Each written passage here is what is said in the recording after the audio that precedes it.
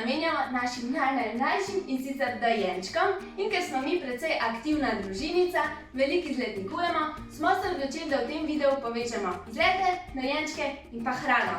Vam pokažem torej nekaj idej za obroke na poti, kaj lahko dojenčkom pripravimo za jesti, naprimer na nekem celodnevnem izletu, ali pa če potujete kam dlje, mogoče z letalom in podobno. Najprej, en obrok lahko vedno pripravimo že doma, preden se odpravimo na pot, skuhamo zelenjavo, meso, riž, testenine, karkoli, shranimo v taki termoposodici in stane toplo še nekaj ur.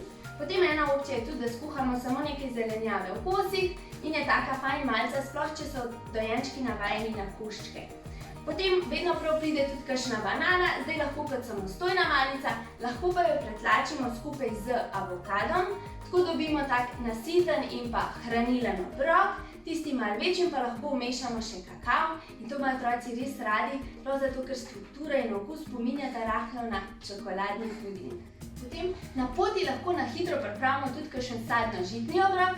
Mi zato vedno s sabo vzamemo tudi vročo vodo v termovki, pride prav že zato, da otrokom na poti pripravimo topel čaj, drugače pa s to vodo samo prelijemo ovsene kosmiče, pustimo cirka 5 minut, da se zmehčajo in vanjo vmešamo že pripravljeno sadno kašico, so pa te kašice super tudi kot samostojna malica na poti. Čisto podobno lahko na hitrico pripravimo tudi topel zelenjavni obrok, naprimer pretlačimo malo kuhane zelenjave, dodamo kuskus, prelijemo z vročo vodo in pustimo cirka 10 minut, da se kuskus skuha. Tako, to je bilo na hitrico nekaj idej, seveda lahko poskusite tudi drugačne kombinacije, glavno je, da okuse prilagodite vašemu dojenčku.